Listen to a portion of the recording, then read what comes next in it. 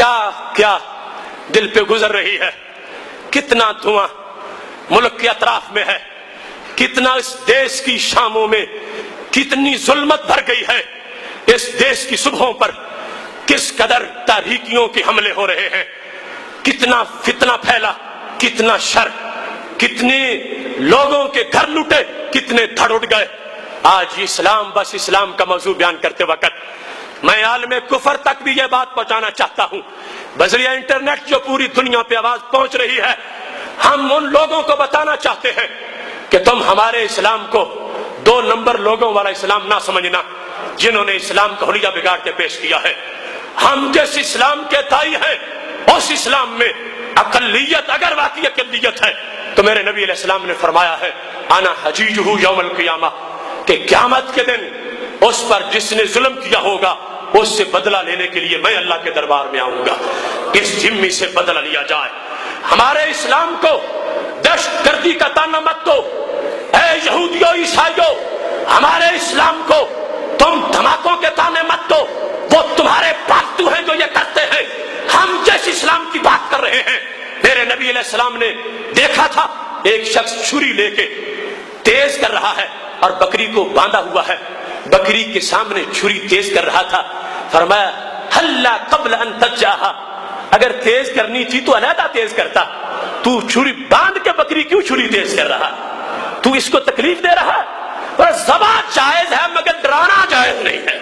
تو نے میری امت کے ایک فرد پر ظلم کیا، اے غیر مسلموں، جس نبی کا ہم نے کلمہ پڑھا اور جن کا اسلام ہمارے پاس ہے، ان میں انسانی آبادیوں تو کیا حیوانوں کے آرام کا بھی خیال رکھا جاتا ہے۔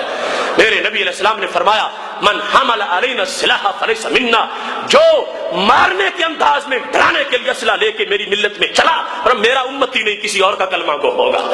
میرے محبوب علیہ السلام فرما گئے لا تترکوا الطیر فی اوقارہا فإن اللیل امان لہا، فرمایا اگرچہ پرندوں کا شکار جائز ہے مگر حلال پرندہ رات کو، کوئی پرندہ جب رات کو اپنے گھونسلے میں سو رہا ہو، فرمایا تم پہ حرام ہے، تم جگا نہیں سکتے۔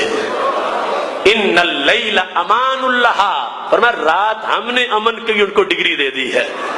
میں نبی ہوں پرندوں کا، میں نے کہا پرندوں میری امت تمہیں چھیڑے گی نہیں، جہاں چاہو رات کو گھونسلوں میں سو جا۔ ہم اس اسلام والے ہیں جس میں پرندے کی نیند کا بھی بڑا احترام ہوتا ہے۔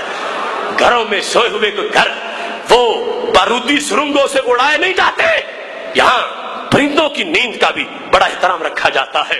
ہم اس دین کے متوالے ہیں، اس شریعت کے دعوے دار ہیں، وہ خانہ ساز شریعت نہیں، وہ رسول اللہ صلی اللہ علیہ وسلم کی شریعت، جس میں یہ ہمارے نبی علیہ السلام نے واضح فرما دیا لا تضربوا وجوہ الدواب، کسی جانور کو تم منہ پہ نہیں مار سکتے، جانور کو، کیوں؟ فإن كل شيء يسبح، ہر شے تسبیح کرتی ہے، مارنا ہے تو اور جگہ مارو ضرورت کے پیش نظر، تم جانور کے منہ کو نہیں مار سکتے۔ میں پوچھتا ہوں ان پرندوں سے جو سر کاٹ کے علماء و مشائخ کے چوکوں میں لٹکا کے اپنی جھوٹی شریعت کے نعرے لگا رہے ہیں، کہاں سے تم نے یہ سیکھی شریعت؟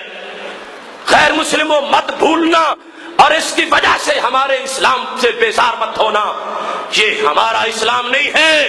ہمارے اسلام نے تو جانوروں کے چہرے پر بھی مارنے سے منع فرمایا ہے۔ اسلام بس اسلام کی صدا، اس دنیا کے صحرا میں میں اس حقیقت کو جو مدینہ شریف سے چل کے آئی ہے واضح کرنا چاہتا ہوں اور بیان کرنا چاہتا ہوں۔ مدینہ شریف کا بازار تھا، کسی نے اونٹنی کھڑی کی ہوئی تھی، اونٹنی پہ بیٹھ کے بازار میں موجود لوگوں سے باتیں کر رہا تھا، تو میرے نبی علیہ السلام نے دیکھ لیا، فرمایا اترو نیچے اونٹنی سے، کیوں اوپر بیٹھ کے باتیں کرتے ہو؟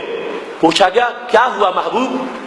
فرمایا یہ اونٹنی لا تتخذوها الکراسیہ فی الاسواق، اونٹنی کو رب نے سواری بنایا ہے، کرسی نہیں بنایا۔ جیسے تمہارا نبی ہوں، اونٹنی کا آقا بھی میں ہی ہوں، اس کے دکھڑے بھی میں نے ہی سننے ہیں، اونٹنی کو بھی میرے اسلام نے پناہ دی ہے۔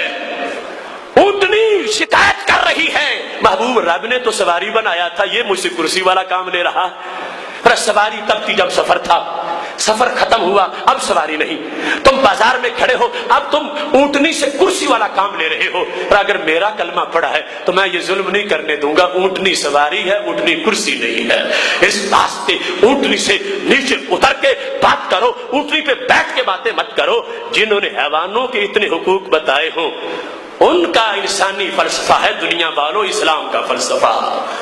इस वास्ते आज जो शरारत पर शरीयत का कवर चढ़ाने की कोशिश की गई और जिहाद पर फसाद का लेबल लगाने की कोशिश की गई और शराब को जमजम करार देने की साजिश की गई और गैरों के बिके हुए लोग उनके डारों पे पड़ने वाले भगौड़े जिस वक्त 10 लाख शहीदों के इस मुल्क को जलाने लग गए, तो अब भी अगर कल बनाया हमने था तो आज बचाना भी हम नहीं है।